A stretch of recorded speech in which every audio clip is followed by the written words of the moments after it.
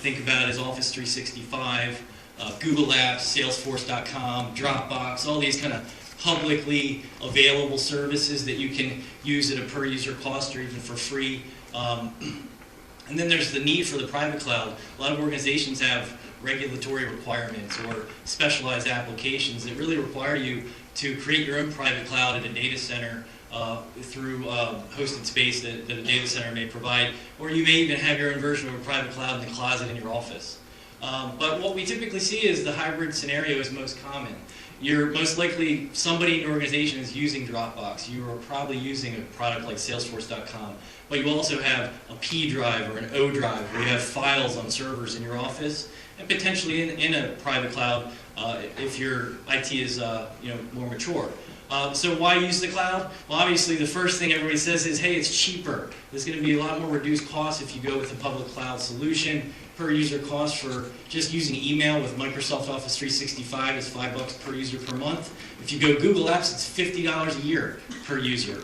So on the surface, those costs make a lot of sense. And then, if you're doing things where you have regulatory requirements or you have specialized applications where you can't use the public cloud, private cloud can on the surface seem more expensive and sort of not something you want to pursue. However, if you really dig into the cost to support your IT resources, capital expenditures, there's opportunity costs where you can identify why you might want to move that into a private data center. Mitigating risk. Well, just simply by leveraging the cloud to access your data, you're automatically creating more accessibility and availability for your data. You don't have to worry about, is your internet up? Is your power in your office functional? So you have built-in business continuity planning simply by getting your infrastructure out of your environment and using cloud services. And then the hardware failure. There's an engine room in a lot of offices, and when that engine room fails, bad things happen. Well, the concept of the cloud, whether you're public or private, is that you can get out of the hardware business. So I preach to all my customers is let's try to get as far out of the hardware business as possible. And delivering value, application evolution. The more you leverage the cloud, the more your applications will evolve without you having to worry about it so much. Today, if you have an internal IT department, you're maintaining applications, servers, those people have to think about upgrading them and keeping them current and replacing things. Well, Salesforce.com automatically upgrades their platform. Sometimes that can be a pain. Sometimes it can be helpful, but it keeps you kind of on the cutting edge all the time. And then economies of scale. If you scale up in users, you add users to a public cloud service. If you scale down, you can remove those users.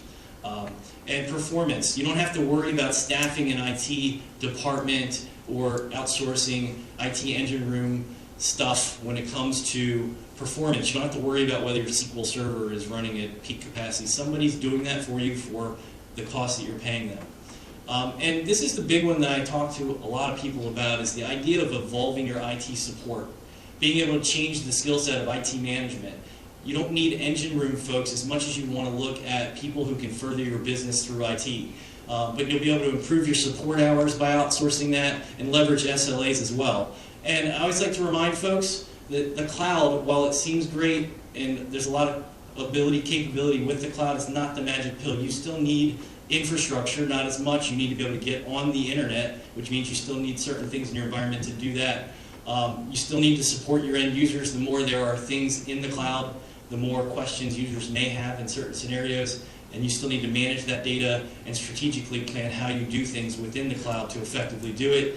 And lastly, just because it's cheap doesn't mean it's the best way to do it. So be mindful when you're thinking about cloud solutions.